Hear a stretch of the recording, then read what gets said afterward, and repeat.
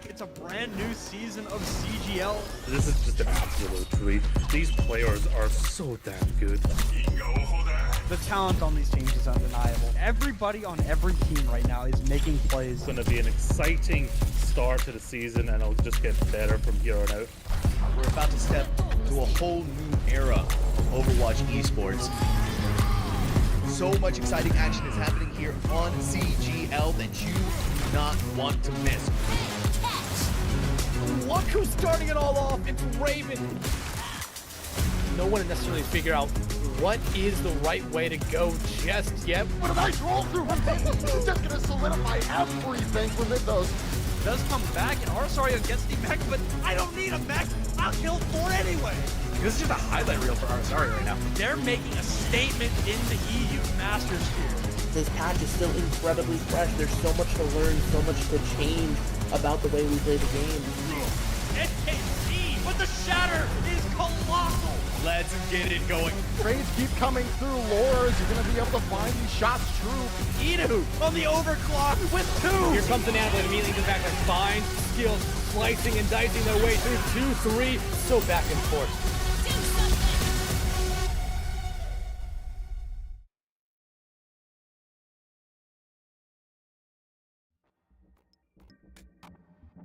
Good morning, afternoon, evening, wherever you are in the world. Tuning back into some more CGL action on this lovely, lovely Saturday. We're deep into week 4 here in the EU Open tier this time around. We've got Bliss Marauders T6 going up against T4 Demons.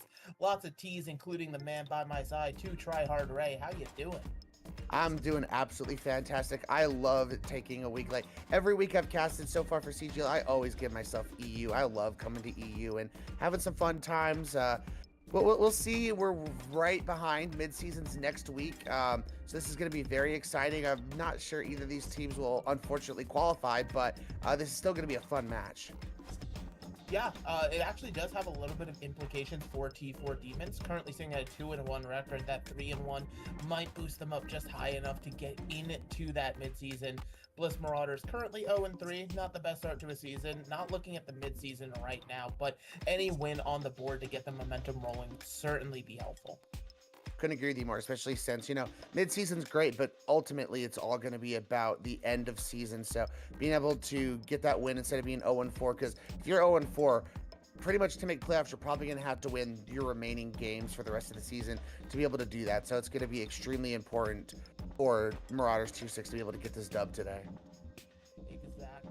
As we go through this match today, we'll be keeping an eye out for that. But speaking of the match today, we're still in the regular season. That means these first maps are pre-selected forever and always here. As you see behind our lovely faces, Oasis is going to be the map for week 4. And honestly, it's a map I love just because, you know, Ray, it can show off a versatile amount of comps that these teams can play. Couldn't agree with you more. The other thing I was thinking about was, especially if tier 4 Demons, you know, they get this win, you know, who knows, maybe they get a 3-0 and they, you know, because, you know, map difference will come down to that, strength of schedule, blah, blah, blah, blah. But, you know, if they get in, because Oasis is also round 1's first pre-selected map for midseason. So I feel like this is also going to be very important for teams who are getting ready to enter the midseason to get some good practice on this map, especially, you know, since, you know, compositions can be ever so much changing. But as you mentioned, extremely versatile. You can go anywhere from, you know, dive comps like Diva, Winston, Hazard on like your downtown or city center map.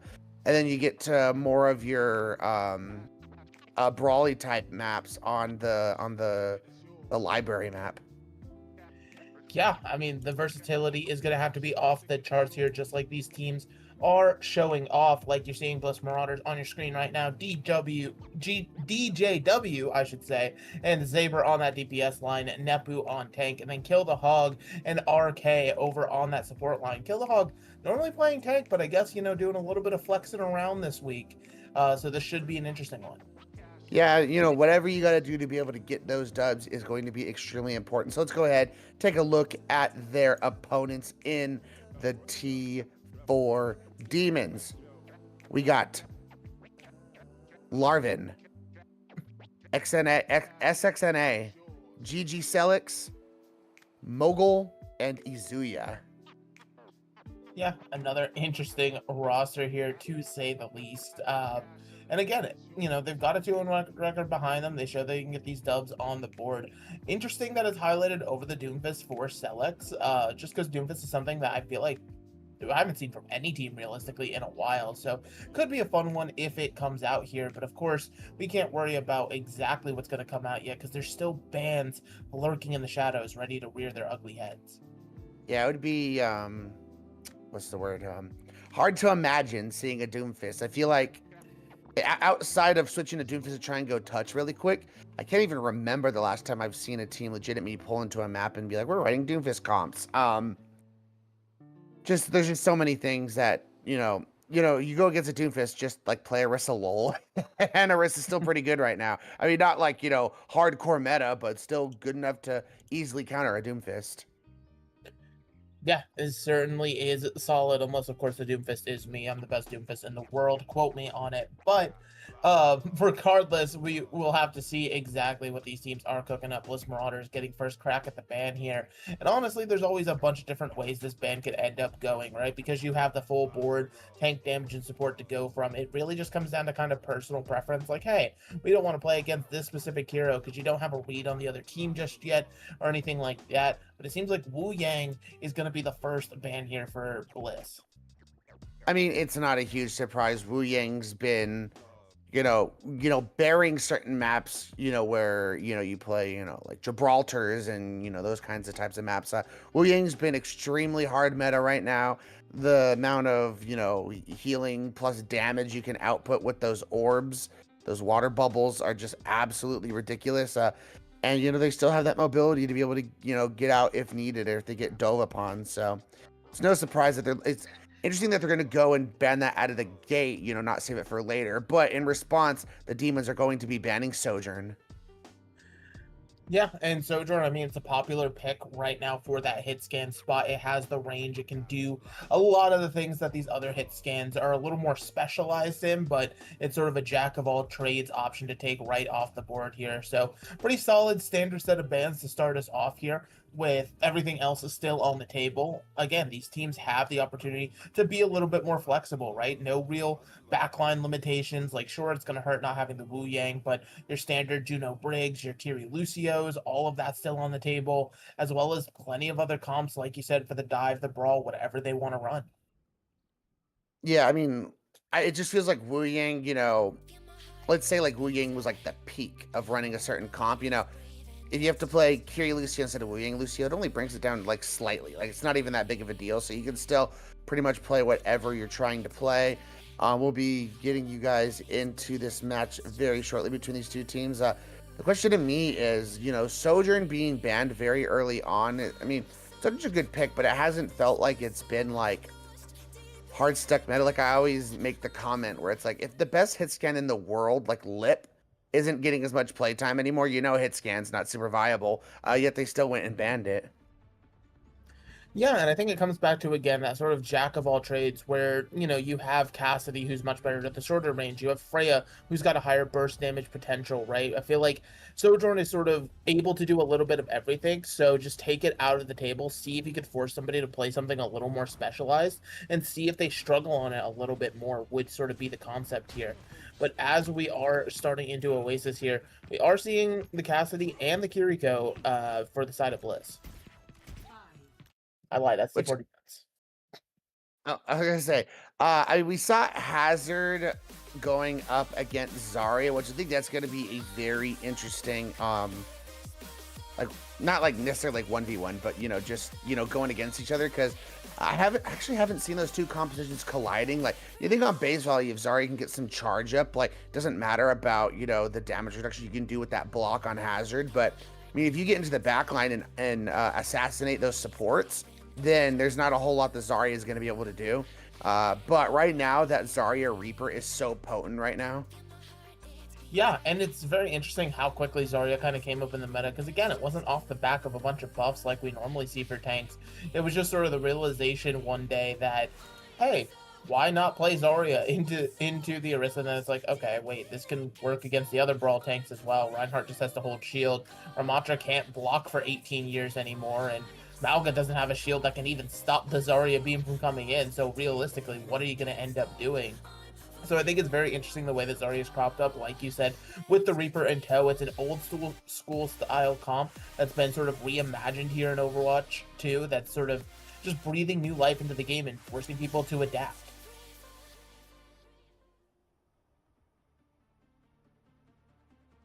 As we're going to be getting us straight back into the lobby, we did have a sub coming in, so we'll have to keep that in mind. And I honestly didn't pay attention. I want to say we were at sundown, not nighttime, and to me nighttime Oasis is the best time Oasis. I mean, hey, that's completely valid. You know, the nighttime can do a whole heck of a lot here, but as you're seeing on the side of Bliss Marauders, JW is out. Kill the Hog is going to be on DPS, which means Control is over on support now. Lots of swaps. We'll see what they're cooking with these comps. Yeah, so we're going to see SXNA going over to the Tracer, which no surprise here, Tracer is always and has always been a demon, especially when the numbers are in her favor. So we'll have to see how that's going to go, but immediately the Reaper's already down. Yeah, Reaper down at the hands of the Cassidy. Again, the Cowboy, the Sharpshooter. Right now, Zarya has to burn that bubble, but in the wrong place at the wrong time. Too deep. Immortality Field not going to be the saving grace there. And T4 Demons, quick as you like, will take the first cap. Yeah, because looking at the support lines I talked about for this Hazard comp, it didn't, work out that way this time around. They got the Reaper pretty early. So, I mean, if you can force those cooldowns, Reaper is extremely killable once you get those down. But they're also playing a Baptiste, so you do have to, deal with the Immortality Field. So I think that makes it more important to get onto the Baptiste early and force that out. Exactly. So that's going to be something to watch out for the onboard with Nepu here, making sure that these bubbles are ready for when these engages come through from T4 Demons. Now taking control of the high ground. It seems like Bliss Marauders has gotten this one pretty uncontested. Now the Hazard doing a little bit of a poke war, just trying to see if they can isolate anyone. Nepu is caught in a wrong place at the wrong time, but blink and you miss it. 2 picks have already come through.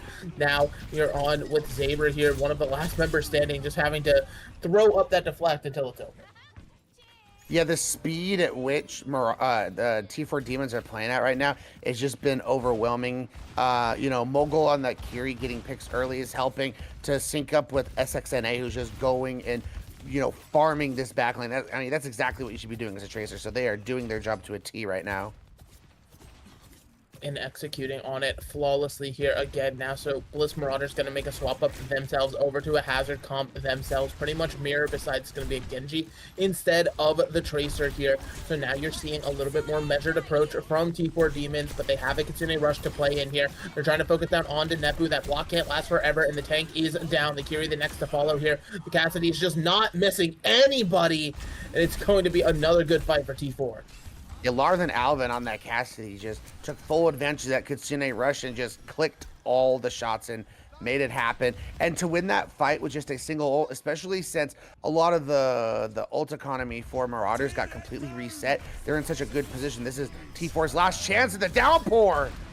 Downpour perfectly connects, allows the pulse bomb to kill the Hog there. So now already missing 2 members as the overtime's going to have to start, make it 3. And it seems as though this round has already been settled here as T4 Demons, they show up on this Hazard comp looking amazing.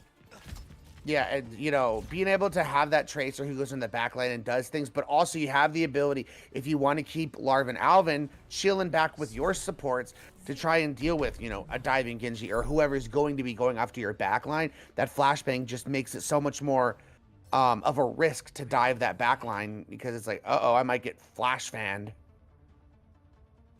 I mean, yeah, there's always those fear, always those sort of things that you have to keep in the back of your mind here. Now that Bliss Marauders is going to be sticking to a full mirror, at least to start here, do you think, being able to run out on this instead of getting shut down on the Zarya is going to be able to change their fate at all?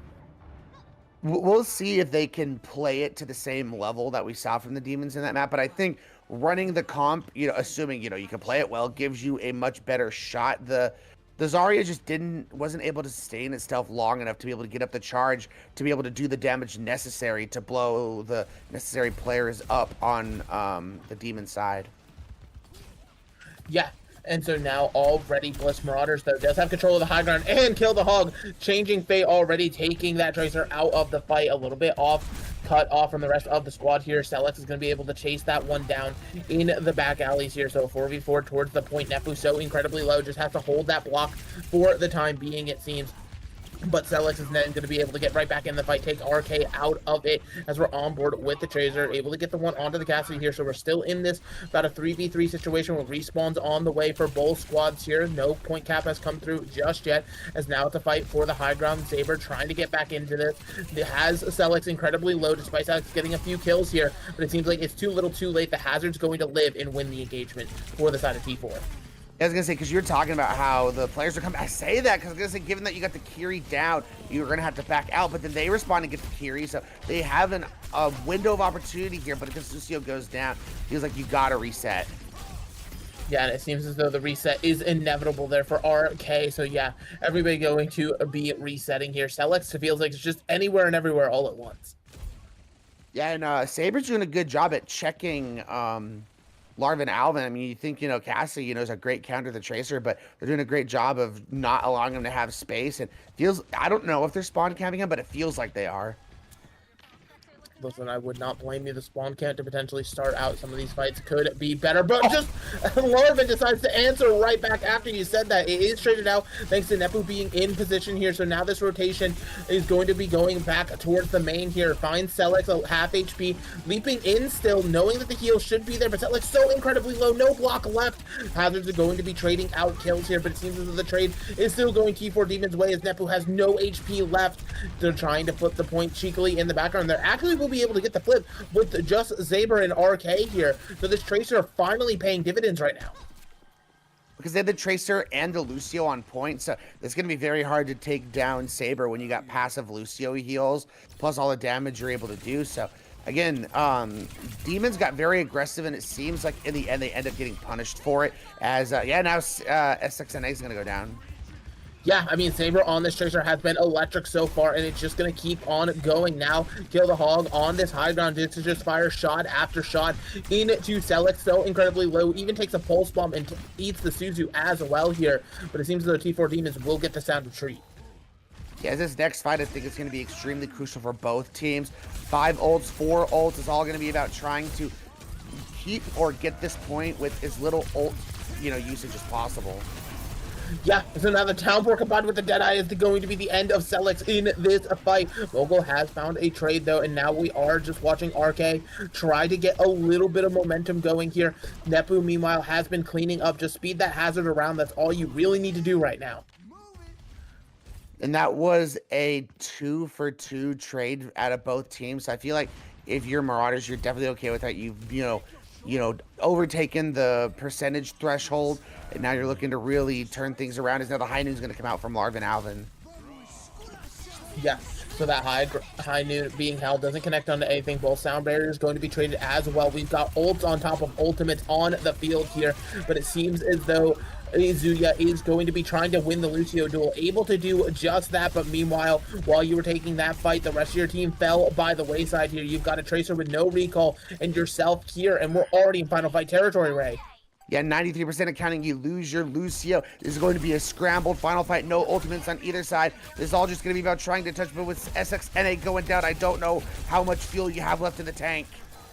Celex going to be down as well after having to leap in. You're seeing the Cassidy roll just to try to touch point. Everyone's just trying to get onto the objective, but it seems as though that's not going to be the option. And Bliss Marauders, after mirroring the composition that beat them up the first time, we're heading to round number 3.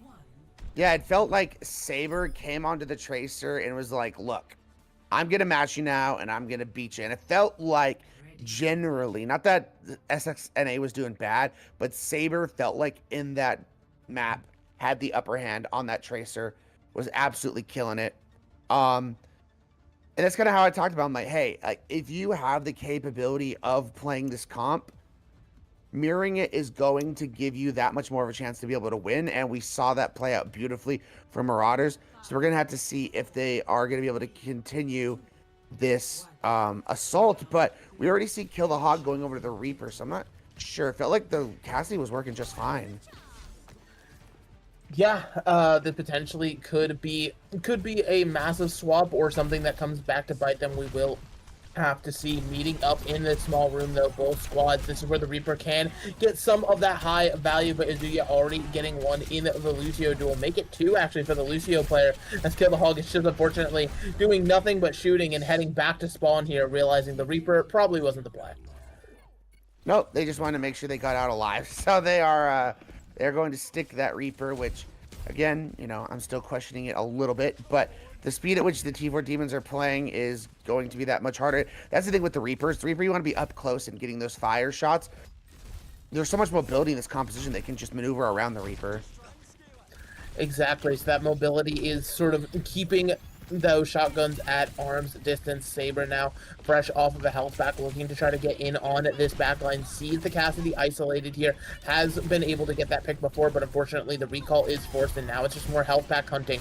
Meanwhile, we jump on with Nepu here, already two in the fight. It is a 3v3 situation towards the objective here.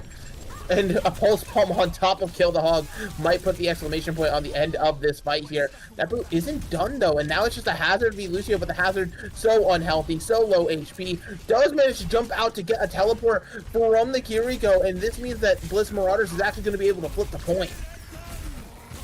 Oh, but it's going to also force out the downpour, and now Nepu is stuck. They will get a Suzu, however, to be able to get out, so they still have to sustain.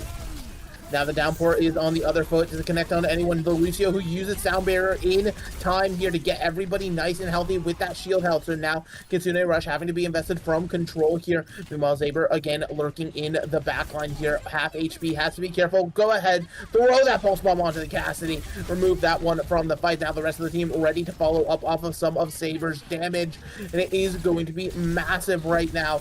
T4 Demons going to be sent scrambling. That being said, they are able to get one pick here and force Saber to back up for the time being. Now 4v4. Select almost jumping off of the map. They're incredibly close. Now in their own Kitsune Rush, their T4 Demons feels in control with the death of Nepu. It should only be a matter of time before they get this flip back in their control. That was just very well played. I think the big issue that we're seeing from Marauders right now is their Lucio. RK or RX or RK, I'm sorry, RK just got so far behind in the Lucio duel, so you're able to sustain, and already Izuya's got another 60% to another sound barrier, so and then you didn't even have it in time for the Kitsune Rush, so they're just struggling a little bit with that ult charge. Yeah, struggling indeed. And unfortunately, High Noon does not make you immortal, as Larvin has just found out here. So Saber able to get that kill. Select incredibly low HP. Managed to jump back, help out, get the assist, and trade it out 4 for 4 here. But Select still so incredibly low. Needs so much care from the rest of the squad. Able to commit the downpour here onto Nepu, who can't block anymore. And that's going to be the kill with the pulse bomb here. Lucio 1 HP is going to be followed up by Larvin, who has returned to the fight. And T4 Demons somehow hold on. Yeah, that was just great play from GG Celix to be able to follow up with that downpour. Lots of ults available. Saber's pulse bomb's gonna whiff and he goes down. Does that trigger the overtime? It seems like it does, and now you've got the downpour here from Nepu. Now you're trying to commit this Deadeye from main. Kill the Hog already so low, though. Can't even push past the jagged wall that was left in place by Celix here. Trying to find people who can touch the objective. Cassidy realizing it's going to have to be him. It's not going to be enough. Celix cleaning up the fight right now. Saber, just the last person standing, trying to see if there could be a difference for Bliss here, but no recall means no way to survive. And T4 Demons, after a back and forth affair, will take Oasis. I will say, though, you know, given how we came in here and we thought the likeliness, especially given the desperation to make mid-season for Tier 4 Demons, that, you know, it was a good chance that they were going to win here. But I liked what I saw out of Marauders, all things considered, once they started mirroring the composition. I think going forward, if this is what we're going to see, I think this is going to be an extremely close series. Even if it does, you know, say end up being a 3-0, not all 3-0s are cut the same. Exactly right. I mean, even that map right there, you could be like, oh yeah, T4 won it, but it was 2-1 across 3 rounds, where 2 of those rounds were certainly highly contested. The first one, Bliss Marauders, you know, maybe a bit of a comp disadvantage there that they couldn't catch back up on, but certainly Bliss Marauders came to play here, and now that they have their pick of the board for where we can go next, realistically, they have tons of different options, but it seems as though they have confidence in their Tracer player, in Saber, and they should be able to build off of that wherever they go. Yeah, that's gonna be the big question because of, you know, the fact that the losing team not only, okay, I'm gonna preface this. You get a choice on whether you ban first or not, but I'm like, why would you ever not ban first? In my head, anyway, you get you get map pick, and then likely you get first ban. So it gives a lot of agency to these teams and players to be able to say, okay, well, we didn't do very good here, but you know, maybe that map wasn't very conducive to the comps we want to run. Let's take us to a map where we can run the comp we want to run, and we can ban a hero that's very anti our composition. Yeah, and again, just it's one of those things of, sure, you can have a character that can sort of box out your competition there, but something I want to point out again for Bliss Marauders, as we commented on several times, is that ultimately they just started playing what T4 was doing and played them relatively close, right? And that sort of came out of nowhere. So realistically, Bliss Marauders, I mean, if you have that level of flexibility, you can just keep mirroring T4, because while, you know, certainly they're playing comps that they want to play, if you're playing this close on comps that potentially you haven't practiced or things like that, and you're just sort of coming out like, hey, let's click the heroes and see what happens, I certainly think that this could be sort of an edge for Bliss Marauders to exploit here and sort of continue to show that flexibility that T4 might not have in the back pocket. I couldn't, you know, I definitely see what you're saying there. I think we're just gonna have to see how this series develops over time, and see, you know, what both of these teams are capable of composition wise. Like, is it just a one-trick hazard team, or, you know, that just happens to be a really good comp on Oasis? So I think only time will tell. And as we mentioned with the map pick, you know, there is a pool, but you don't have to specifically go on, you don't have to specifically go, you know, Nexus Hybrid or Nexus Escort. You can go wherever you please, which that makes things, you know, that much more nice. Yeah, I mean, nice is certainly that's the best way to put it. I was trying to find another way to say it, but you've hit it on the head. But the magical little voice in our heads has whispered to us, and it seems as though we're in for a bit of a change of pace from what we normally see. We're heading over to Circuit Royale for map number 2 here. Lots of long range, certainly going to be a mix-up. Huh. That's a very interesting map choice. Like, to me, that sounds like, you know, we did see a Sojourn ban from Demons on map number 1, and Bliss Marauders immediately taking us to a hit scan more orientated map. So maybe that is what we're gonna be in store for. But yeah, I mean, that's what it is to me, because like whenever I'm scrimming in my team in the Plat division, we always just, you know, if we lose a map in a scrim, we're like, okay, well, you know, either we're practicing for who we think the maps they're gonna pick, or we're like, okay, we like to play out scenarios. Okay, we dropped first map and we need a win right now. What map is going to be best conducive? And I guess to Marauders, that's what it's going to be, is Circuit Royale. I think Circuit Royale certainly can fulfill that niche of a map, right? Because again, it's so unbelievably different from the rest of Overwatch here. You know, used to be a very poke-oriented Sigma map. You have seen some teams run levels of Brawl here to mix success, but again, if you've got some sort of long-range hit scan player, something like a Widowmaker or a Hanzo, that can just take over the battlefield as long as they're given the proper space, I mean, listen, put all of the power into that player's hands and let them go to town. This is a map across all 3 points that can certainly field it. And again, it's just a map I personally love as well here, but we'll have to see if they're worried about those long-range hit scans on this map here when it comes to the bans. Can't wait to see what direction these teams go in. As we talked about, it is a very, very heavily hit scan orientated map. So for the question for Marauders, who will be banning first, you know, what direction do you look to go in? Is there a particular DPS that you want to ban just because you don't want to get, so you get a good Freya player or a good Ashe player that you feel pretty confident on this map? Maybe you just ban, I don't know, Sim, because you're not going to see it. And the Diva ban, very, very interesting. To me, I don't really think of Diva when I think of this map. So in my head, that feels like more of a protect ban.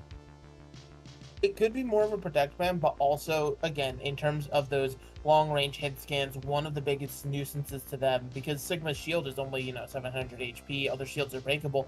D.Va's defense matrix can come up at any time and do a lot in terms of mitigating and protecting the other players of the team. So potentially could be a ban that way as well. Meanwhile, T4 are potentially inhibiting the backline a little bit further here, not giving them as much of a damage option by taking the ERE out of the fight. Honestly, potentially we go back to some classic BAP Zen. I wouldn't be opposed. Zenyatta's cool. Maybe. Yeah, I mean, I think that's definitely a possibility, especially if you're going to go all in on, like, hit scan, finding picks very quickly. Those Discord orbs plus, the charge shots that the Zenyatta can do. I think we're just gonna have to see as we're getting straight into Circuit Royale. And I'm excited because I feel like we don't get to see this map enough. So to me, it's always a treat to cast it. I love this map. Like, I've been a Circuit Royale lover since it came out. Granted, I say this as somebody who could play Sigma any and anywhere, so maybe I'm just a little bit biased. But as we are looking to where these teams are running, it is going to be, at the very least, standard poke for the defense here. You have the Sigma, you can have a Widowmaker Sojourn DPS setup, so again, that range, as well as a backline between RK and Control, able to deal some devastating amounts of damage. Interesting, because, like, it's so funny, like, when I think of Circuit, right, at least, a lot in the past, I was like, this is a Sigma map, but I feel like recently I just haven't seen a lot of Sigma just because Sigma just doesn't feel great. And then, that shot from DJW, just get out of here. That was disgusting. How to put an exclamation point on this map right out of the gate there. DJW getting the beautiful grapple shot, showing Larvin that there can be a second hit scan player in the lobby here. So now Celex, a little bit of a poke phase as we're trying to walk forward. DJW now going to be on the receiving end though, and this is going to allow Celex to continue to walk forward. Drops incredibly low, forced to use the kinetic grasp just to stay alive here. Isolates Nepu in a very odd position, and now, I mean, look at this. You just already have first corner for T4 Demons. This is really interesting from the side of the Marauders, Mega, because I don't think I've ever seen Wu Yang and BAP used together. I'm not opposed to it. It's just something, the dichotomy I've just never seen. I mean, obviously the immortality field is going to be good, and then both can just do a lot of healing. So you just got to make sure you get these players. I mean, the hit scans are still squishy, so sometimes the amount of healing it doesn't even matter. Yeah, you have to be incredibly careful with that here, as the contest has to come onto the objective. DJW will find the first pick here, and the Sigma is isolated, so Celex now going to be taken down. The kinetic grasp comes out from Nepu along with the immortality field, but it seems like this fight has already soundly been won for the defense as they'll manage to hang on to point A. Yeah, that was a great recontest coming out from Marauders to be able to get that touch just in time and not allow the Demons to get that. And they're going to get the late stagger onto Izuya. That's just going to be even more time drained off of the clock. As we're going to be coming up on only the sights from the side of Larvin Alvin, who's going to pop them. So really, it just forces Marauders to have to play back because, they can see you. But outside of that, we don't really have much else available. Nothing else to work with here as Celex again pushed up on the cart, but just has to hold space and let Larvin do what Larvin does best, which is click heads. Nobody able to touch onto the objective here. The Baptiste is going to catch a rock to the face, and now T4 Demons is going to be moving on into point B. Yeah, that was a solid amount of time. It took about half the time, I think. But that first point could be extremely stallable, especially with Sigma comps. You can just hold the corner very well. So actually, those sights actually did its job very well. Forced them to have to play back, and then to me, Marauders played a little bit too much in the open and allowed Alvin to be able to get some easy shots. Yeah, and Alvin now has a bit of an advantage here. I would say until Kill the Hog just decides to connect with the railgun here. Now the sight's on the other foot as you're just looking for a head. Somebody needs to peek out for just half a second, and Izuya is going to be the one to do it. SXNA going to try to commit the overclock, and unfortunately just caught in the gravitic flux is not going to meet a whole hell of a lot beyond that. Oh, to me that feels like a very a very bad fight for tier 4 demons. I was looking for a better descriptor word, but to use overclock and flux in that fight in exchange for flux sights, like Marauders, like, thank you, I'll take that to the bank every Sunday, as that we do get a pause coming in from Marauders. If I had a nickel for every time Marauders paused the series, I'd have 2 nickels, which isn't a lot, but it's weird that it happened twice. But, you know, tech issues happen. We're playing online, you know, it is what it is here. But like you were saying, T4 Demons kind of invested a lot into that fight, and to not come away with anything, you know, again, considering it was the more substantial ult combo of the two, you're sort of regretting that one, and now potentially having to take sort of a regroup moment for T4. Yeah, and this second point, I talked about how the end of the first point, you can stall a lot of time. This second point, just because of the insane natural high ground you just get on the defensive standpoint, it makes pushing this second point that much harder, so a lot of time can be drained. And, you know, you'll blink and you're like, oh my goodness, we have 30 seconds left? Yeah, it's one of the things, again, you always have to pay attention to the clock. Even when you have a bunch of time, it just takes a little bit of not paying attention to not go your way. Speaking of not paying attention, DJW again seems to have gotten a solid grapple to allow the removal of Larvin from the fight here.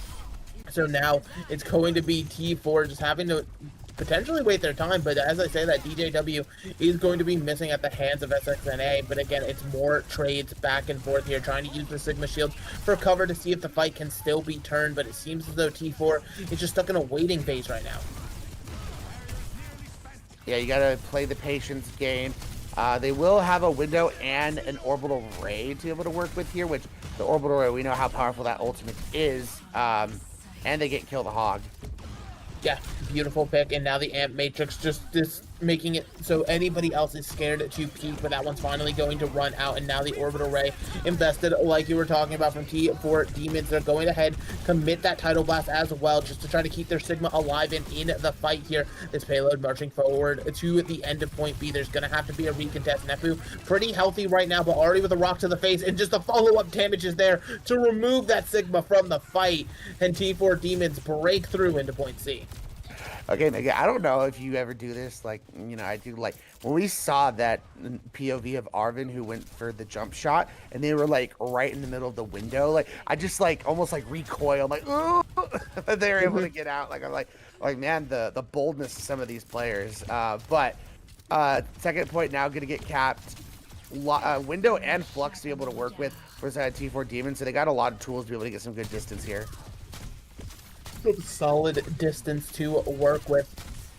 We'll have to see what they do, though. They have to respect DJW with the infra sights up right now here, but that is going to expire eventually right now, as a matter of fact. So now it's about getting somebody onto the payload. It seems like they're willing to commit the Gravitic Flux. Doesn't connect onto anybody, actually, from Celex. A bit of a whiff here. Now just trying to go head-to-head in the duel with Nepu. And sure, you're able to push up, but that healing is just a little bit more substantial on the side of Bliss Marauders.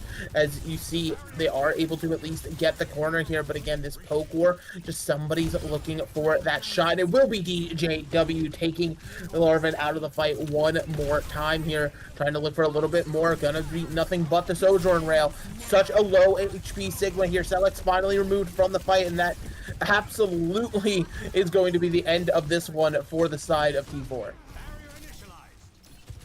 As again, they still have this window and haven't found an opportunity to be able to pop it, and Control's already almost built up to another one, so it feels like, you know, you've been holding on to his ultimate for a decent amount of time now. You got to find a way to be able to use it.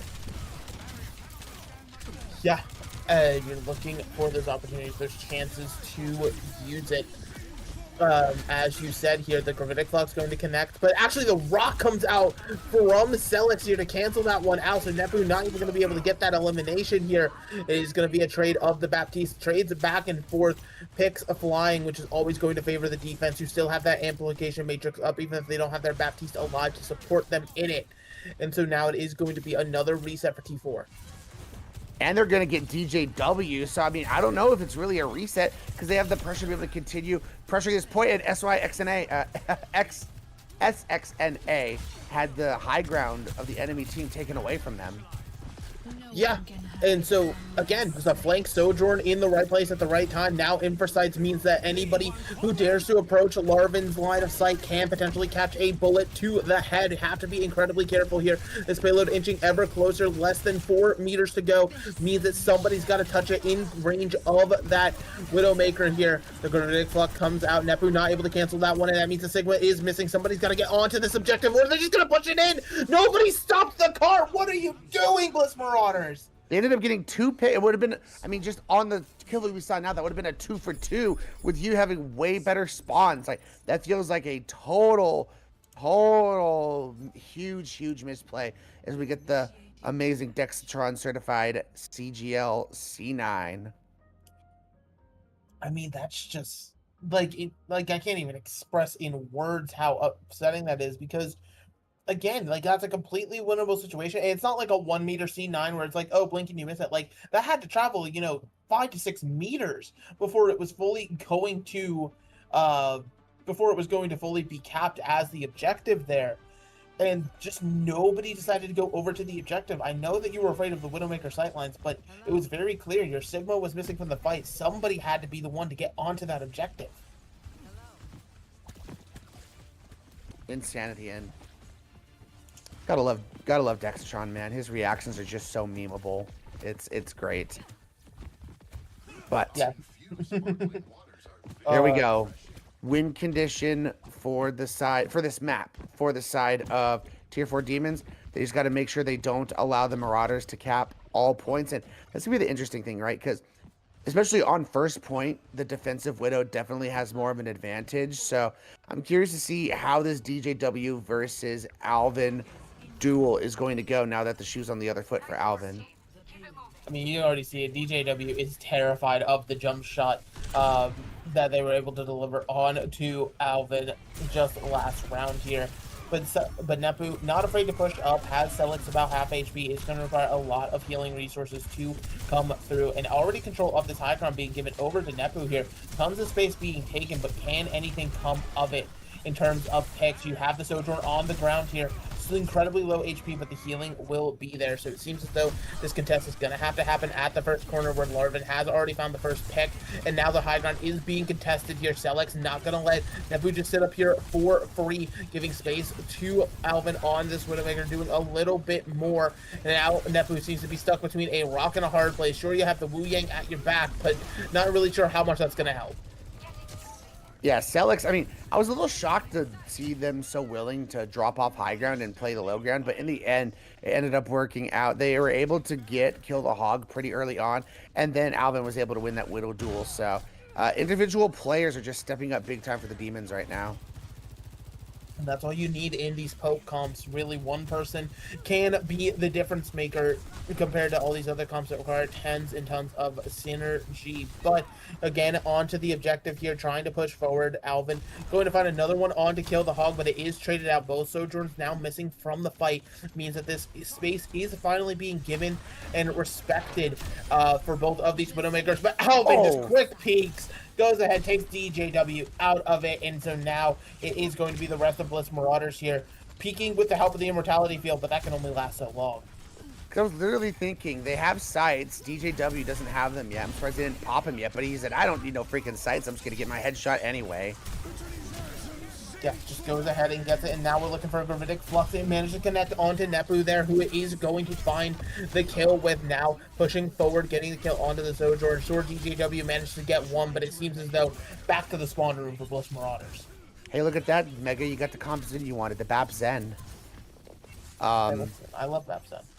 Yeah, Bap Zen's great. A lot of damage capabilities, so now that we're going to have to see how that continues to go as we get another pause coming in from Bliss Marauders. So that's 3 nickels you now have. Yeah, I'll be able to retire at this rate by the end of the series here. But breaking down where we're at right now, a little under 2 minutes in the bank, so for Bliss Marauders to continue their attack. And it seems like a lot of this is being dictated by the pace of the hit scans, whereas the Sigmas, while they're not necessarily getting kills, their biggest thing is just contesting the space as best as possible. But when they end up contesting against each other, they're really utilizing the shields to their own benefits, and that's what's sort of leaving these backlines and hit scans a little bit more vulnerable as they continue to go shot for shot. It definitely feels like Alva, now that they have that defensive positioning and can look for their own angles and their own shots, they're able to, take the duel just as well as DJW was on the defense. They definitely feel a lot more confident, but it just feels like every time we see Marauders try and take this high ground away, it either feels like, because to me, they're getting the others who aren't going to the high ground, they're getting them caught out who are left alone. Yeah, not wanting to be caught out, just like DJW found SXNA there. So now finally it seems that this first corner at the very least has been breached by Bliss Marauders. They do have Celex incredibly low. It forces out the immortality field. Now the Widow looking for a little bit more here, trying to find the angle. Unfortunately doesn't have the space held, and now the orbital ray from T4 Demons is going to force everybody back.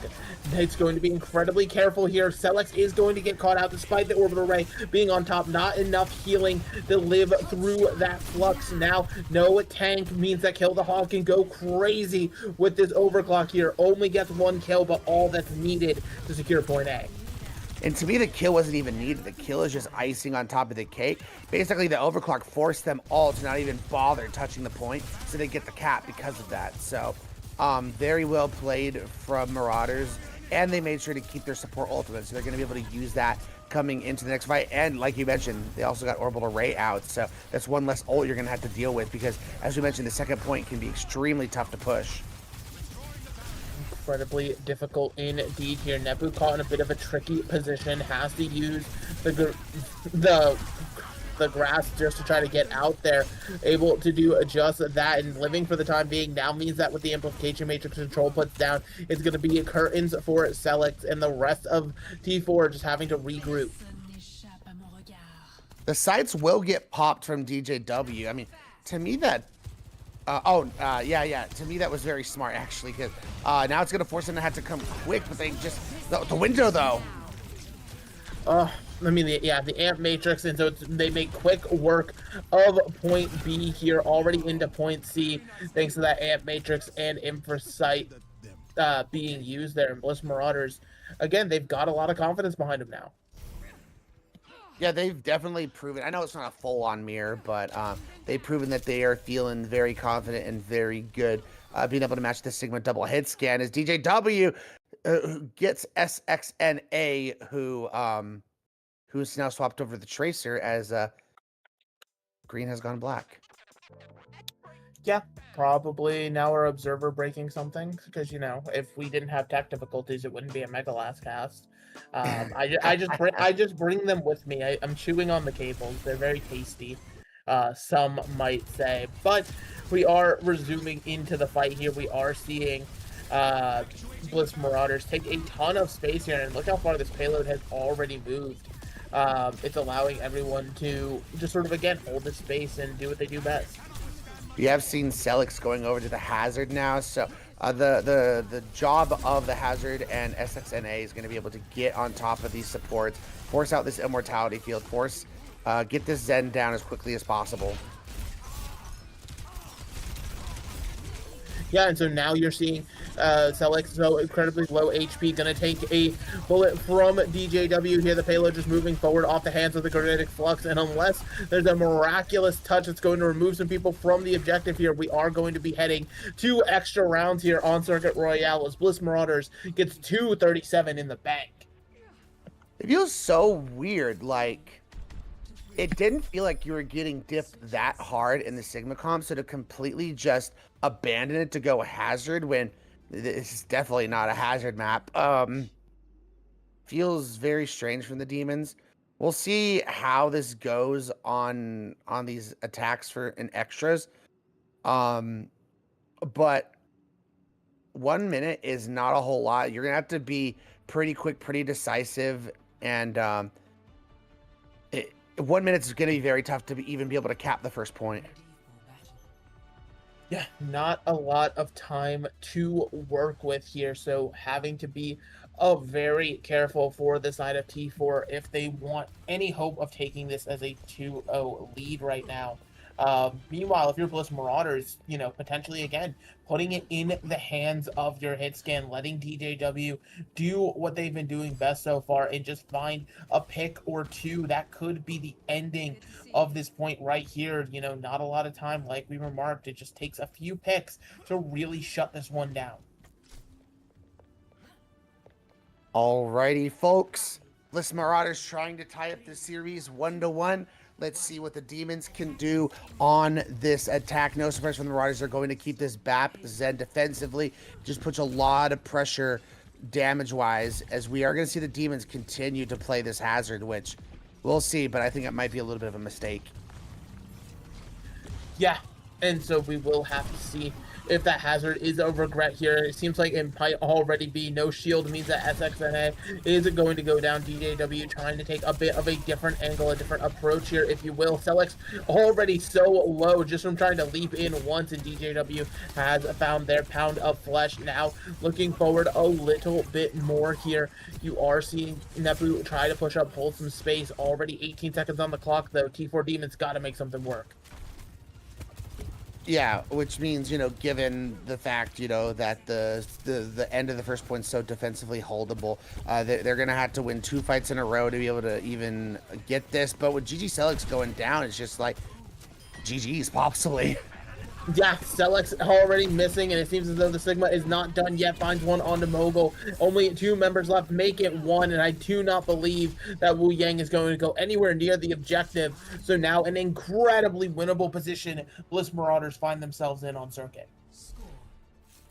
It's just so perplexing. Like, the Hazard, I mean, you're going against double hit scans, so if you don't get on top of those hit scans players immediately, your entire team has no shield, no nothing. They're just going to get their heads popped, and that's what we continue to see to do. It's like, even if you try and get on those hit scans, the adjustment you just make, if you're Marauders, you just keep your Sigma by them and rock the Hazard every time they come in.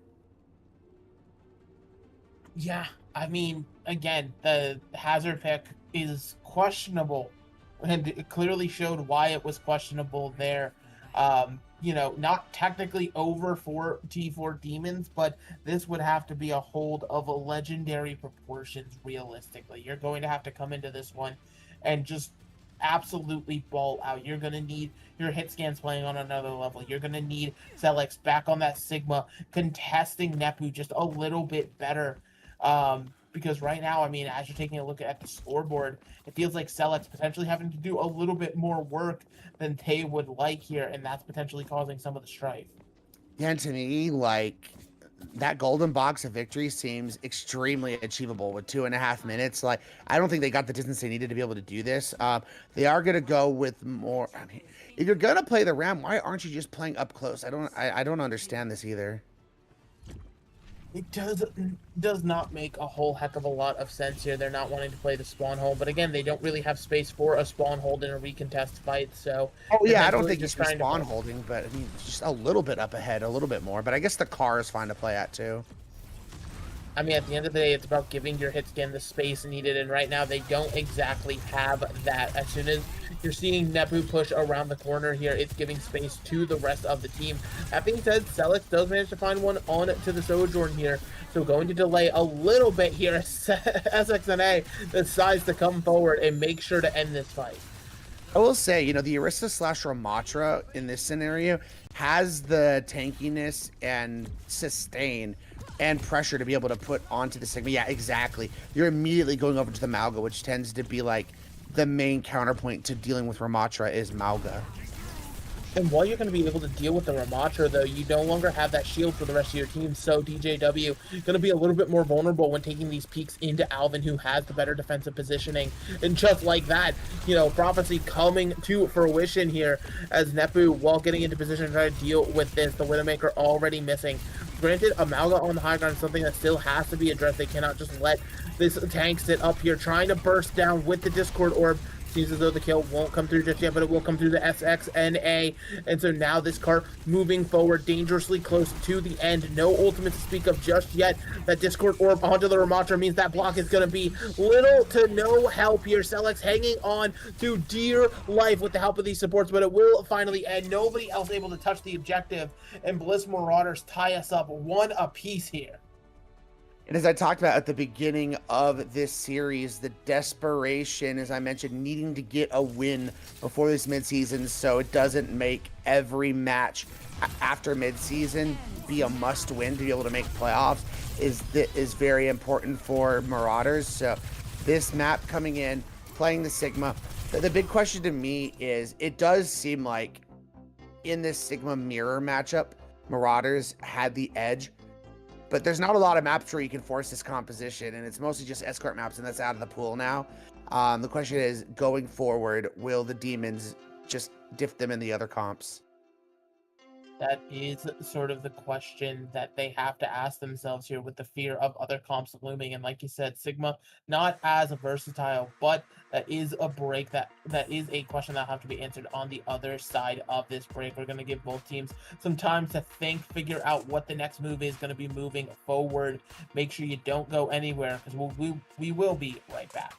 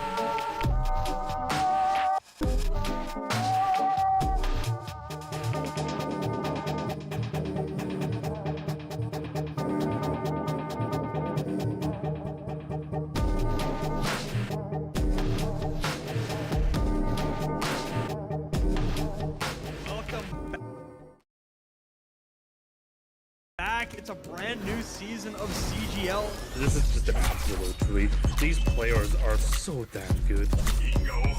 The talent on these teams is undeniable. Everybody on every team right now is making plays. It's going to be an exciting start to the season, and it'll just get better from here on out.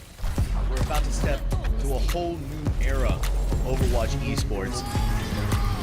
So much exciting action is happening here on CGL that you do not want to miss. Look who's starting it all off. It's Raven. no one necessarily figure out what is the right way to go just yet. What a nice roll through from Peyton. It's just gonna solidify everything from Mythos.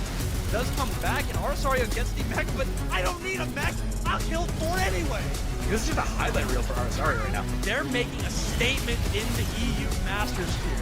This patch is still incredibly fresh. There's so much to learn, so much to change about the way we play the game. SKT, but the shatter is colossal. Let's get it going. Trades keep coming through. Lores, you're gonna be able to find these shots true. Idu on the overclock with 2. Here comes an Anvil and immediately goes back to fine skills, slicing and dicing their way through 2, 3, so back and forth.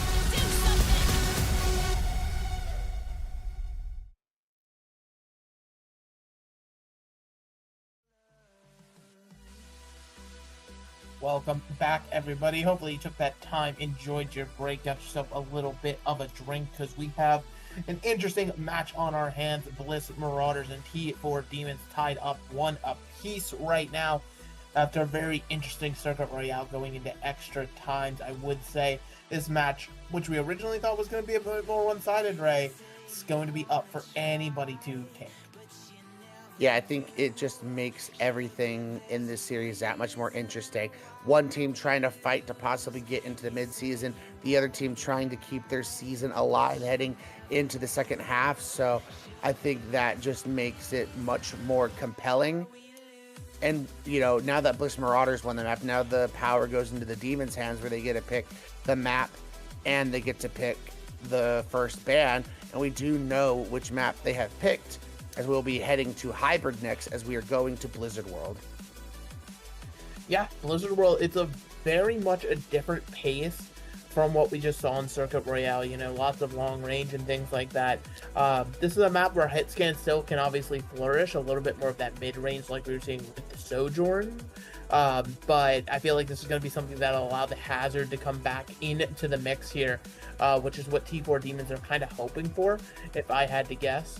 But realistically, a lot more dive is always going to be prevalent on this map, so we will have to see if that's what's going to be the case, or if Bliss Marauders can find a way to switch it up.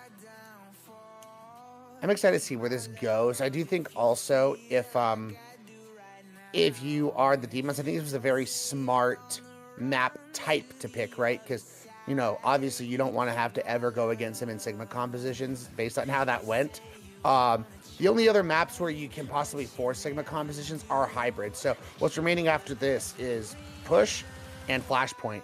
None of those you're going to be playing Sigma on. So you took away the last map type where Sigma would even be possible, which Sigma is possible on this map. It's not ideal, but you never know. As now we will get to the ban phase here. My guess is the Demons are going to look to ban a tank here, but it's mostly just to protect their Hazard.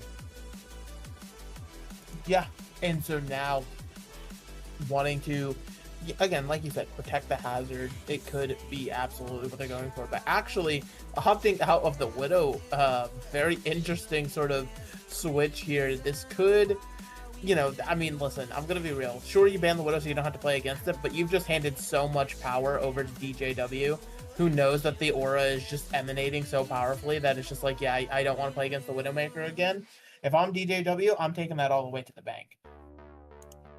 Yeah, I agree, but I'm like, I don't think the Widow battle was that one-sided. I think, you know, when they, you know, got off it and, you know, stopped playing Sig, that's when it started really to change things. As the Kiri's now going to get banned, which, yeah, they were running Kiri Lucio with the Hazard, but to me, the optimal version is playing the Wu Yang Lucio, and Wu Yang was banned map number 1, so I feel like you just go that instead. Yeah. And so now it is, again, not wanting to deal with it, I guess taking out the Kiri. I'm surprised they didn't just go flat out for the Hazard ban. Yeah, but potentially not scared. As we saw in map 1, they were more than happy to mirror the Hazard after a few rounds there. So could be something that they have in the back pocket and they're willing to sort of go toe-to-toe with against this T4 Demons team. But again, T4 Demons, you know, this has got to be the start of a bounce back where they figure something out here, because Circuit Royale certainly was not what they were expecting. And once again, nighttime is the best time. Nighttime is, see, I don't know if I could fully agree with that. I don't know if I could like listen as a Discord light mode user.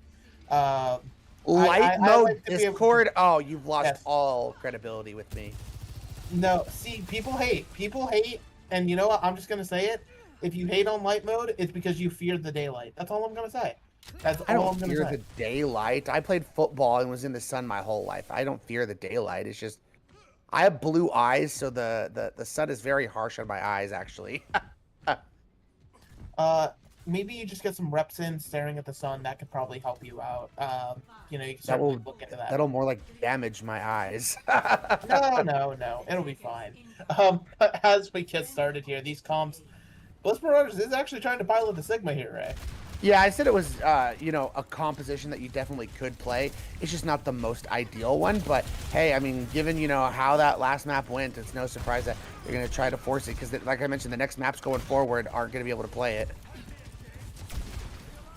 Yeah, and so now we have to see exactly what they're intending to do here as T4 is walking forward incredibly aggressively, already have a few picks to their name, but Celix is going to get pressured out after getting hit with the accretion here, having to back up finally with some heals, willing to go right back in, has found control a little bit isolated here. Sure, you have the immortality field, but that's not going to keep you alive for much longer than that. So now Celix going to probably get back over to the objective here, but sees a lot of members sitting in the main choke here, willing to try to get pressure onto them. But in the meantime, T4 has cap point A. So I meant to mention this earlier, Mega, but I'm actually a huge fan of the Disruptor Shot, you know, skin they gave it for the skin. It's just, or, you know, for the Sojourn skin. It's the Mythic skin. Thank you. That's what I was thinking of. It's awesome. It looks really cool. Anyway, yeah, again, on a map like Blizzard World, being able to, you know, it's only intermediate high ground, so the Hazard's still going to find a lot of values. We already see Nepu like, all right, we can't play Sigma here. Let's go the Hazard. And I mean, on the first map, they played it very close in the Hazard mirror. Played it incredibly close indeed here, so now willing to take that mirror up here, but the rest of the team still on this very poke-oriented comp.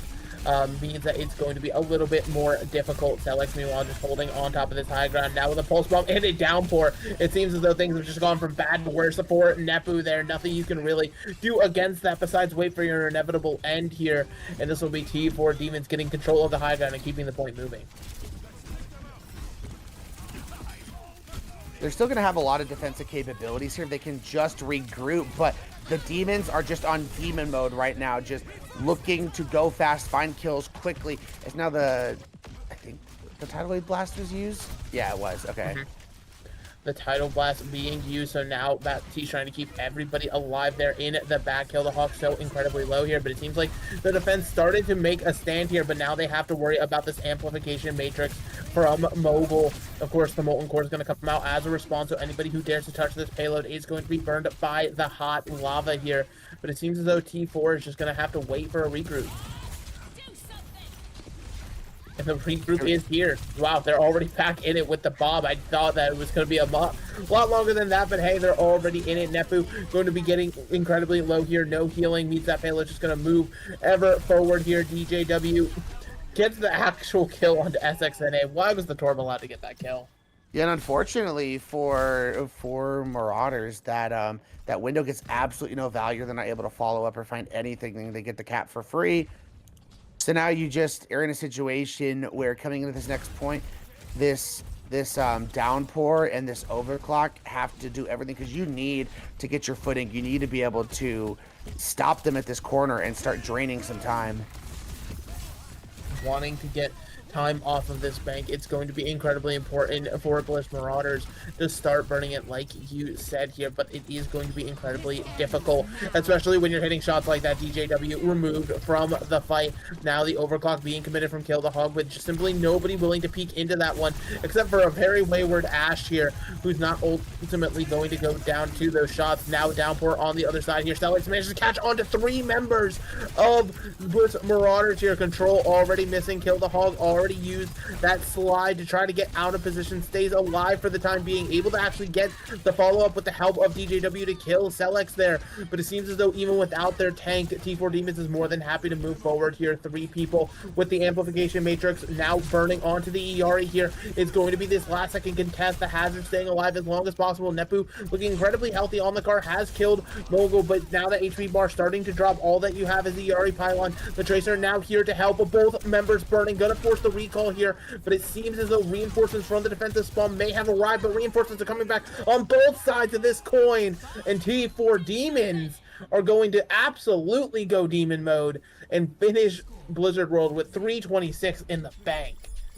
Okay, so I hate being an obvious Oliver as a caster, but you get 4 minutes to attack Mega, and on a map like Blizzard World, where the second point can be so holdable, they only dropped 34 seconds off their time bank. That is nuts. I mean, nuts is an understatement, right? Like, it's absolutely crazy what they are willing to do here, or what they were able to do here, rather. And again, just so lightning fast, so confident as they roll through the map here. Bliss Marauders, you know, they love to play this slower style and give their hit scan time, and I think T4 Demons picked up on that and realized that it's just better for them to go forward and do whatever else they want to do here with just holding down the W key until Kingdom Come. Now, here's the question, Mega, is where do you go from here if you're Marauders? Like, you know, you're playing Sigma, you got ran over by the Hazard, and then you matched the Hazard, and it still wasn't enough. SXNA, that is hard to say. The Ash was just absolutely going insane, and it looks like their answer is going to be the Orisa, which I don't think is necessarily a bad, you know, shout. The Javelin can be really disruptive to a Hazard. If you're the Demons, your game plan is to ignore this Orisa. Yeah, just ignore Nepu and go around to the rest of the members and hunt them down. That's going to be the goal here. Will it be achieved? At least for Alvin on this fight, the answer is going to be no, as Nepu has decided to just do a little bit of the hunting themselves. The gulp in chat is certainly a way to put it here, but the immortality field being committed onto the objective. 1 HP Ash. Oh, SXNA lives literally with the skin of their teeth here. So now Kill the Hog just trying to take some more shots on the low ground here, forces the recall out. Meanwhile, DJW will be missing here. Kill the Hog again looking for that Tracer to come back in, doesn't see it now. Zealous gonna find an opportunity to run in. Instead of shying away from the Orisa, actually goes ahead and runs right at Nepu here. It seems like forcing back is all that's needed for the time being.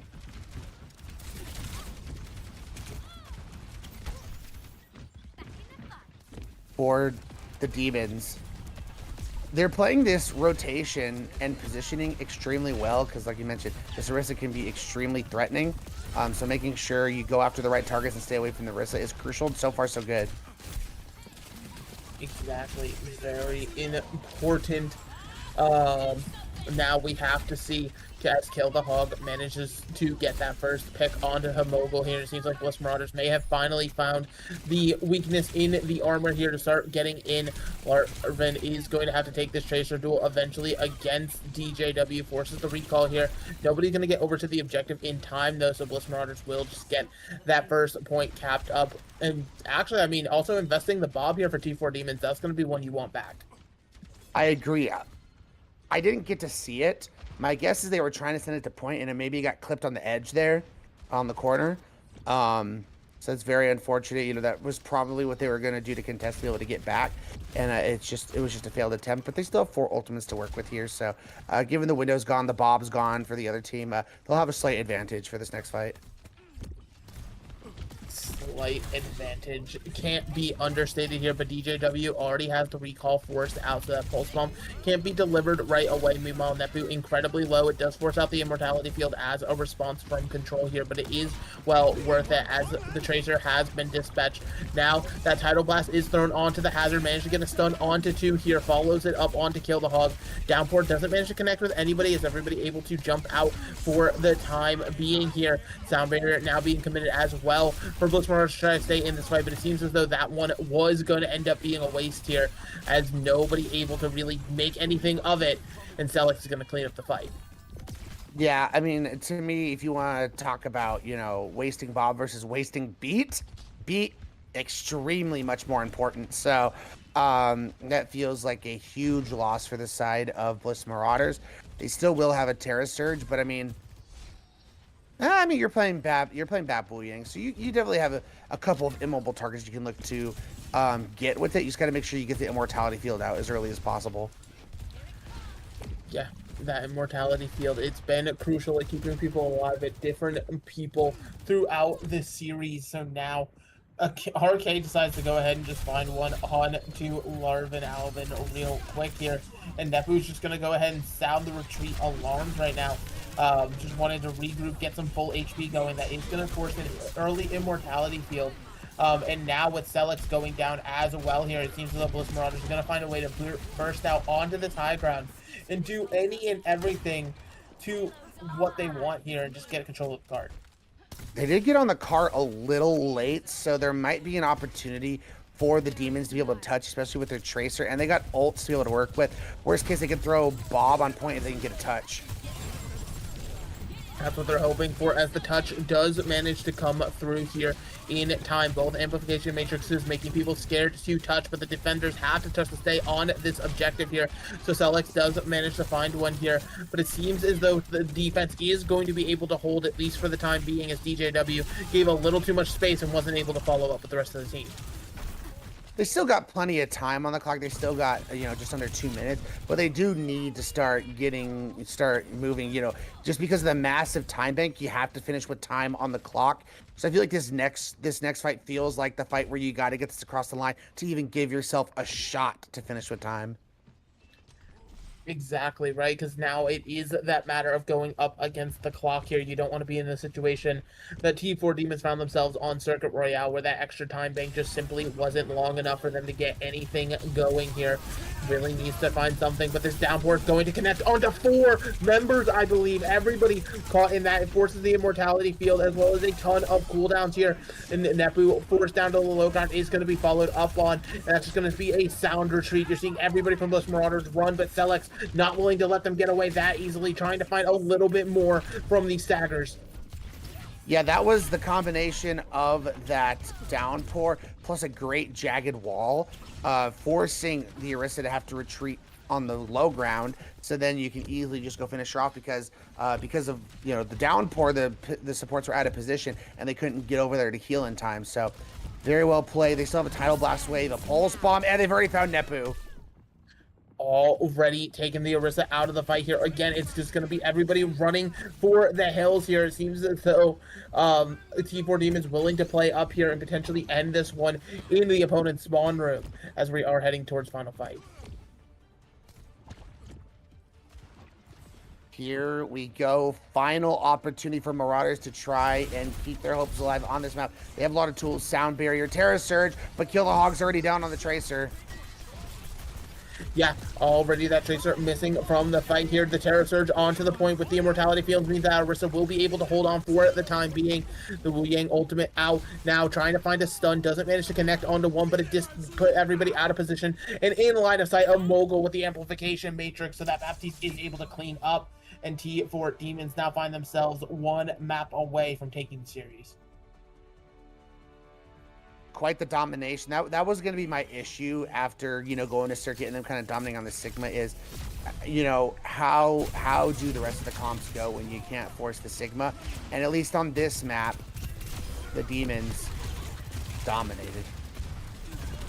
Dominated indeed here, but this was their map pick. Now the map selection is going to go back in the hands of Bliss Marauders, which we saw them do on Circuit Royale.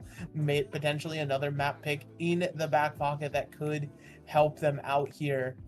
But the question is going to come down to, do they have another map pick like that in the back pocket that they can rely on? And honestly, I don't know if it's just Sigma comps that Bliss Marauders feels confident on.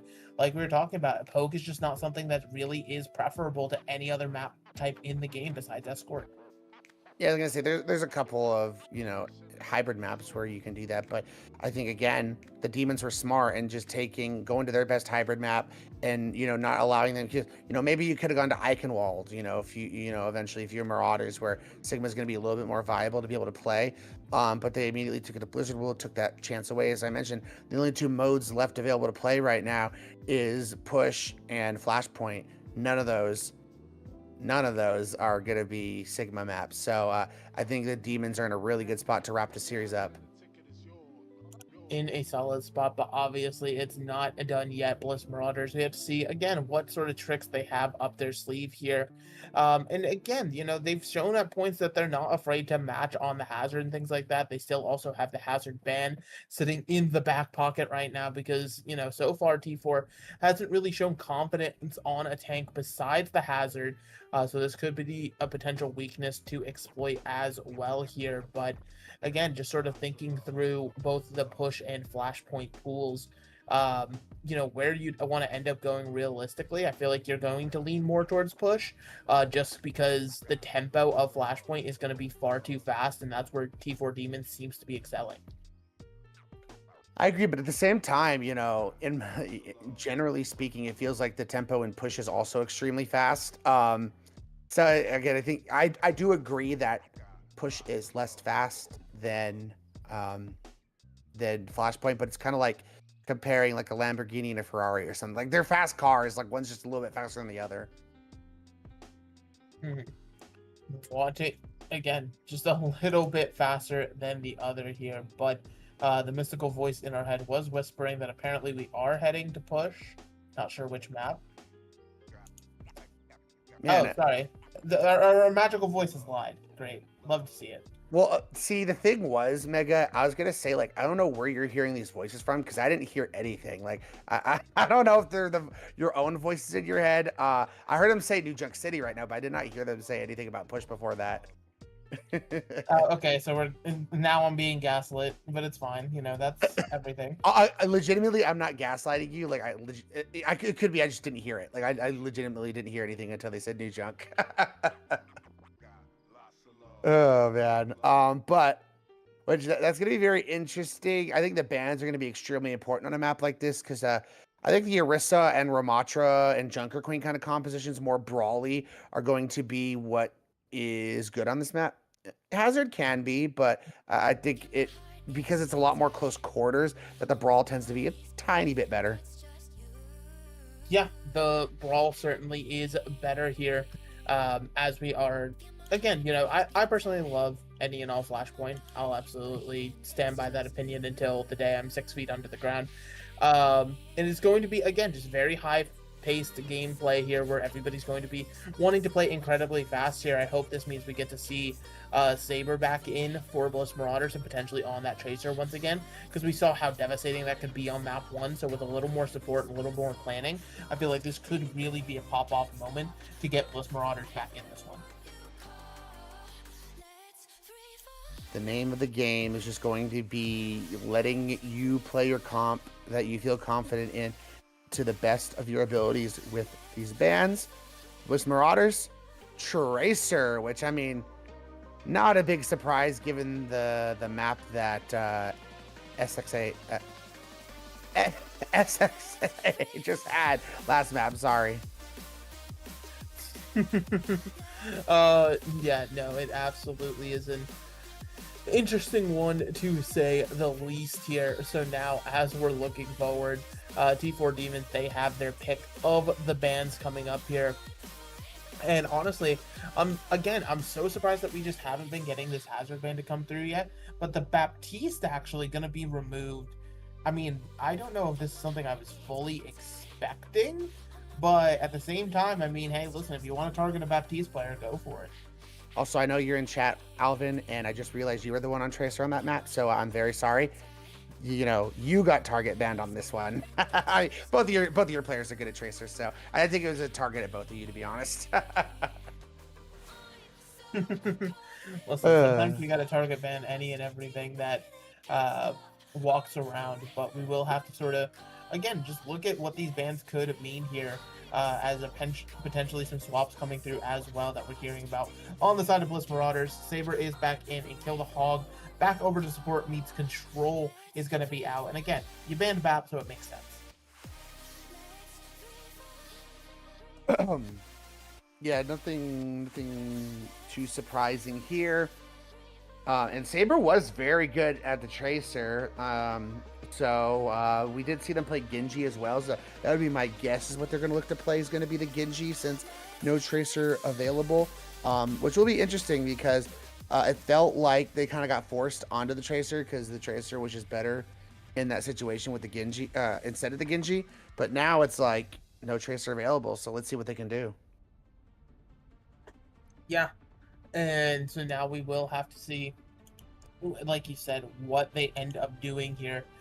With no Tracer in play, it could mean, like you said, that Genji coming out being a little bit more destructive here. But in the spawn room, interestingly, don't know if this is going to hold. Both teams hovering the Zarya, something that we just have not seen throughout the series so far. This could be an interesting one. That was another brawl. I mean, it's a brawl. I you know, it just didn't pop in my head when I was thinking about it, but this makes complete sense. The Zarya Reaper is just so strong right now. We see T4 Demons running out on that. DGW going to play the Junk instead, though. So that's a little surprising. I mean, Reaper's definitely better. I mean, certainly the Reaper pick, it can be better on paper, but hey, sometimes you want to get a little bit silly, as the kids say. So we will have to see if it works out here. So now the Zarya is just exchanging right click. Nepu, incredibly low, is going to finally force one bubble to come out here. That'll be the second bubble. So currently Nepu with a lot of charge, but no bubbles means that Saber is not going to have any help. Sure, you're able to run down the Reaper, but at what cost? It'll be your own life taken here, as CJW is now going to be sounding the retreat with the rest of the members of Bliss Marauders. Again, I think that's just gonna be the power of being able to have the Reaper in this situation. If you're gonna play the Junk with DJW, you gotta find burst kills extremely fast, or the sustain of the Reaper is just gonna be overall that much more better. And I like the Wu Yang Kiri also better than the Kiri Lucio.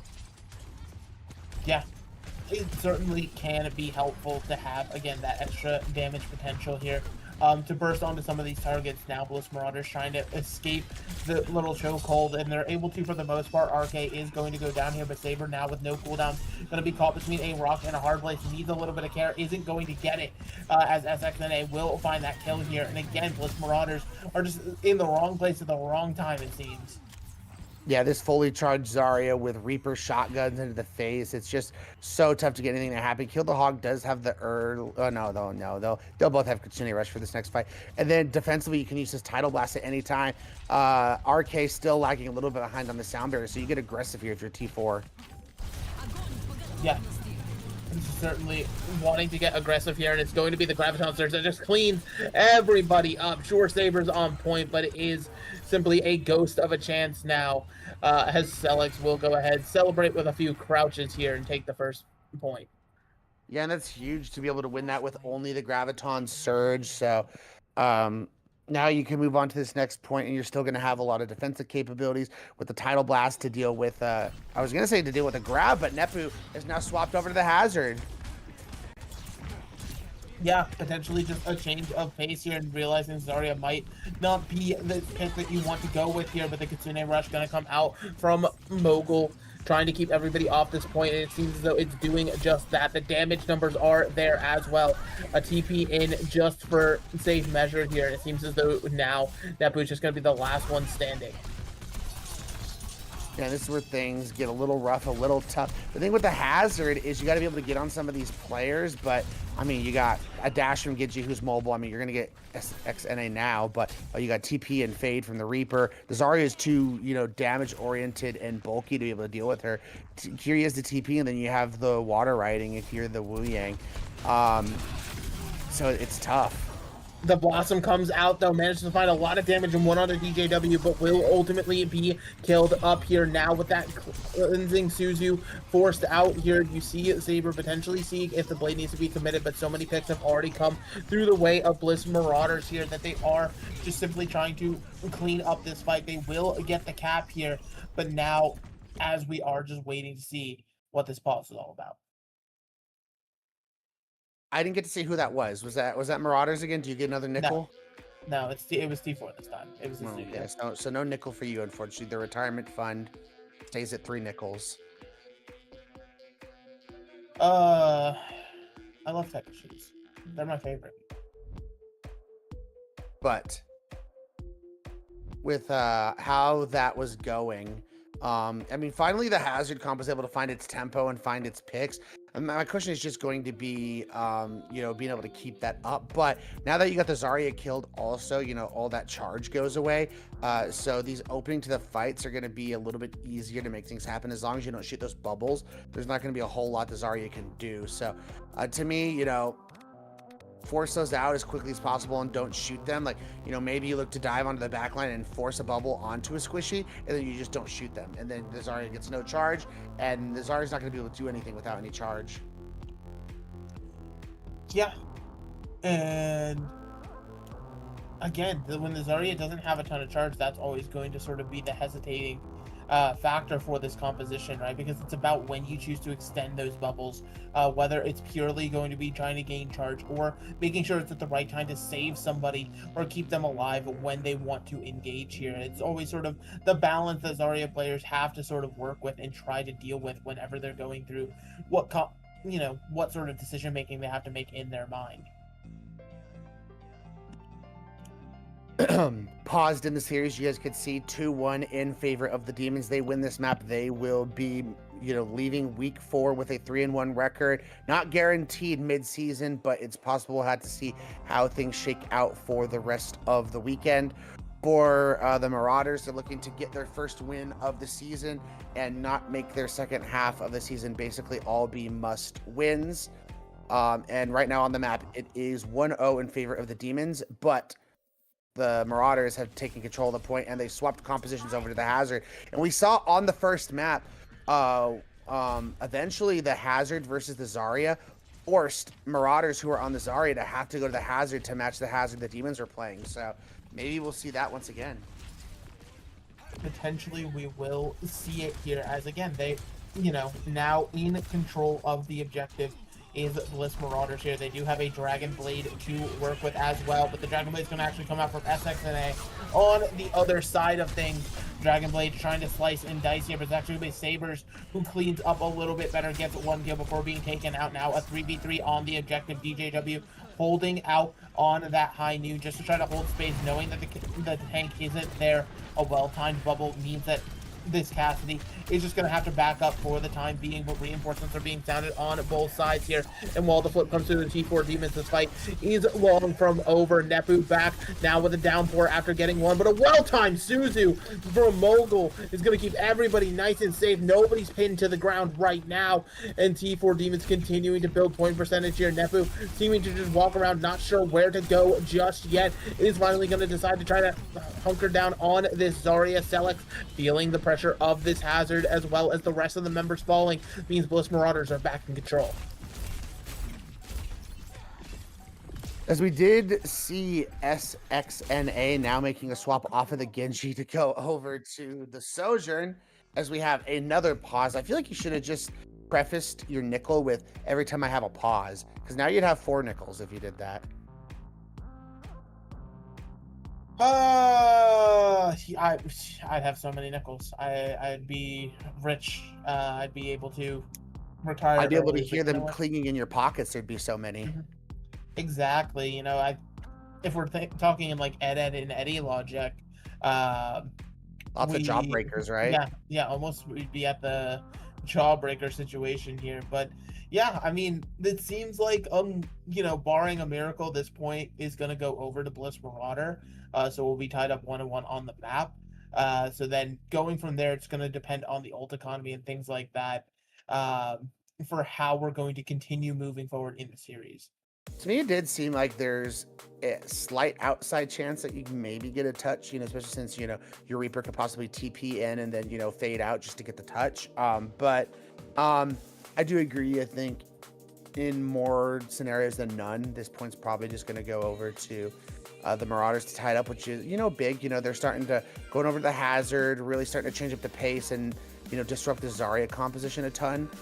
He's got to be feeling pretty good to try and force map number 5. But as we saw, we did see, getting off the Genji, going over to the Sojourn now. So now you're going to have to deal with those possible rail shots as well if you're the Marauders. Yeah. And so, again, Marauders wanting to have to try to deal with this and just sort of make light of these situations. I'm just gonna be so real. We're just in a pause. Like, it's just, we've exacerbated. We've said, yeah, this team can do this team can do that.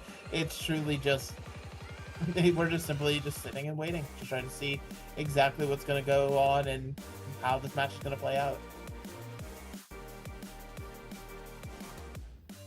Oh, it seems like we're actually wow, perfectly well-timed rant for me. Shout out to that. As the demons are also, actually I didn't realize it was that close. There was no outside chance. Anyway, the GG Celtics also going to go over to the hazard now, which we know they love their hazard. They have the capabilities. So and on map 1 and map 3 they diffed pretty hard on the hazard. So let's see how this goes now. Exactly. We'll have to see the hazard be hazard if it continues to be Celex in a one-sided affair, or if potentially Bliss Marauders could bounce back heading into this next one. Both teams have the Kitsune Rush ready to go here, but we're on watching Celex just wait for the opportunity to approach.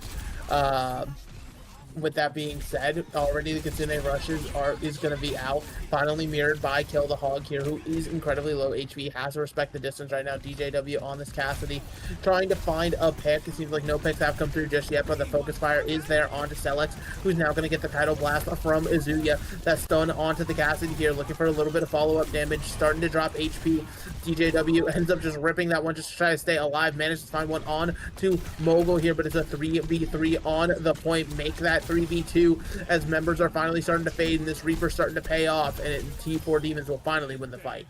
Yeah, the damage the Reaper can be able to lay down if you allow him. The thing is, with DJW going down early wasn't ideal because, you can really just poke that Reaper from afar and not allow him to get in close. And then if he tries to get in close, you could use that flash grenade. So that's going to be the key for Marauders to really turn this around, is DJW stopping Alvin on the Reaper. We'll have to see if it can be a shutdown or a stop, like you said, or if this Reaper's going to continue to go crazy. Downpour comes out, doesn't seem to connect onto anybody, but the Reaper's in the right place at the right time, already found RK, and now the Blossom to boot here to clean up these low HP targets. Larvid are going absolutely crazy. Yeah, 70% and counting now for the Demons. They're just now respawning, so I don't even know with how fast these tick up. Do you even get a touch here? And it's not like they have any ultimates either, because SXNA can just pop this overclock if, things get rough. But that's a great wall, too. I don't know if they could touch after that wall. Yeah, potentially nobody getting over to the objective. Somebody manages to make it there in time. Nepu is already missing from the fight, though, and the overclock from SXNA might just be an exclamation point on this point. That will be the case. Even though you got a few trade picks, Bliss Marauders is going to be sent reeling for the time being. Yep, so now we're in a situation for Marauders, so they have to win the next 2 flashpoints, and then they're going to have to win the push map, which also will be the map choice of Demons, so that's something you have to deal with. But anyway, Nipu's also going to go over to the Orisa now. I mean, we saw this attempt made on Blizzard World to not much avail, so we'll have to see if it can go any differently. Getting SXNA is a good first start. Yeah. So now you are trying to see, again, Bliss Marauders be the first ones to the objectives here. Let's see if they can actually come away with the control, though. The Kitsune Rush far off the point from Mogul here, so nobody really going to be able to get the benefits of that one. Meanwhile, Bliss Marauders will just continue to hold on the point, scare everybody off with the Deadeye. The TP in from Larvin is going to force out the Wraith form just to stay alive, it seems, but Kill the Hog is already missing, and T4 Demons is able to flip the point back in their control. So now DJW trying to go on a little bit of a flank here, but already missing your tank. means it might just have be time to sound the alarms and retreat. I agree. You got to be able to go back here. The big issue you're facing is you'll have a Kitsune rush and a Tidal Blast, but this downpour, especially if you force out the Suzu early, could be, you know, very devastating. I mean, yeah, your Orisa has the Fortify, but the rest of the team, I don't know, especially as we mentioned, you're just ignoring the Orisa in this composition if you're the Demons. Yeah.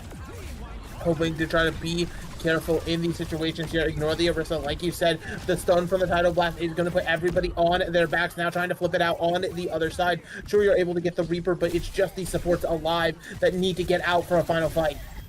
They have to get out, but they're going to get killed. The Hog, and with 80% encounter, you're going to get a staggered opportunity, but they're just going to get aggressive with the downpour. Getting aggressive with the downpour. You're seeing Celix play incredibly far forward here, seeing if anybody can get over to the objective. And Ajax occurred. There's no Lucios on the field, so I'm interested to see what the Ajax was, but nobody can make it to the point. This will be the end of it. T4 Demons, after a bit more of a back and forth affair than they were expecting, will take the series 3-1. What a great series from both teams. I love seeing the improvement coming out of the Bliss Marauders Tier 6, but as we mentioned, the Demons needed this to give them a possibility of making the mid-season, and they've done what they needed to do to be able to put themselves in position. Now it's just going to be about patiently waiting for the rest of the matches to play out this weekend and see how things shake out. Exactly. It, again, just about how many teams actually get into mid-season, how, you know, if their standings are good enough, you know, that one map potentially could be that difference maker in them not making it. But that's something that'll have to be decided, like you said, as we progress throughout the weekend here. I'm sure we would love to hear from T4 Demons, though, as I'm sure they probably have a lot to say after that matchup. So bear with us. We're going to throw it to a quick little break while we get an interview set up on the side of T4 Demons. Don't go anywhere. We'll be right back.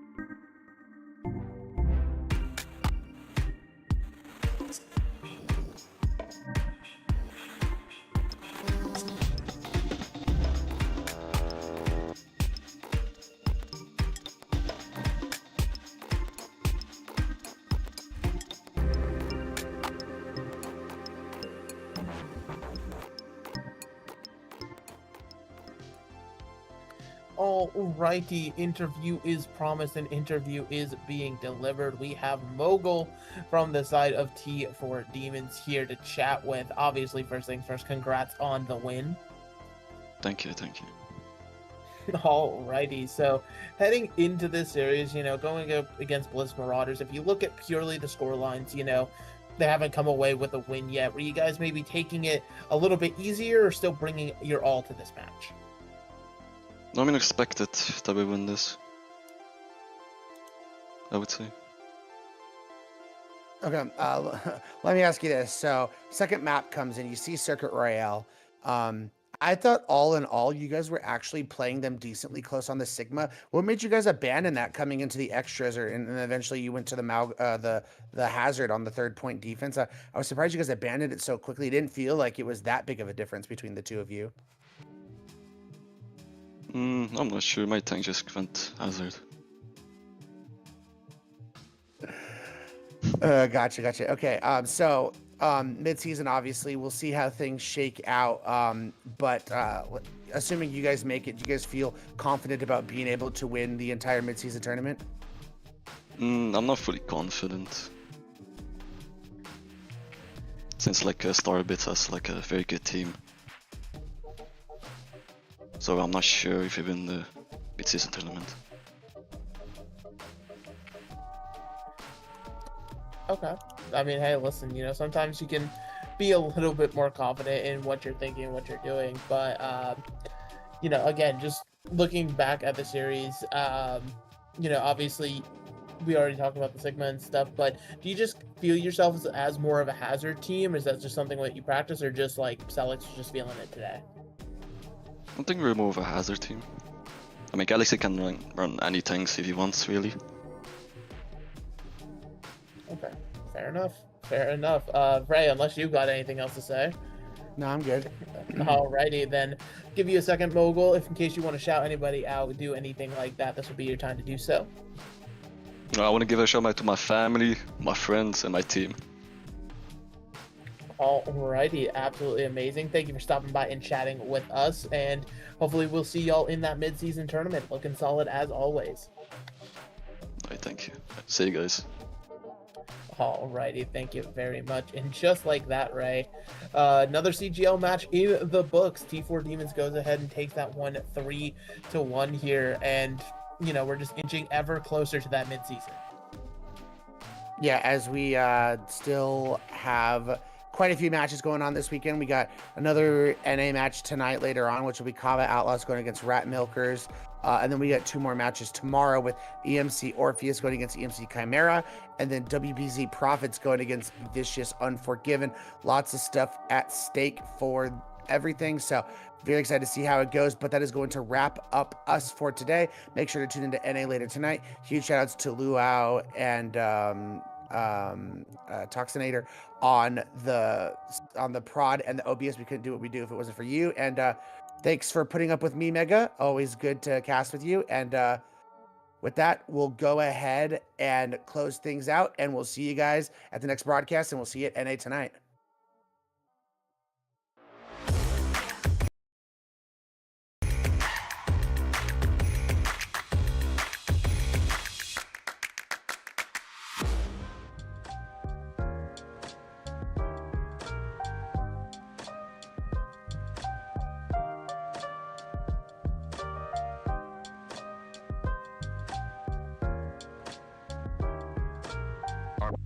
Wow.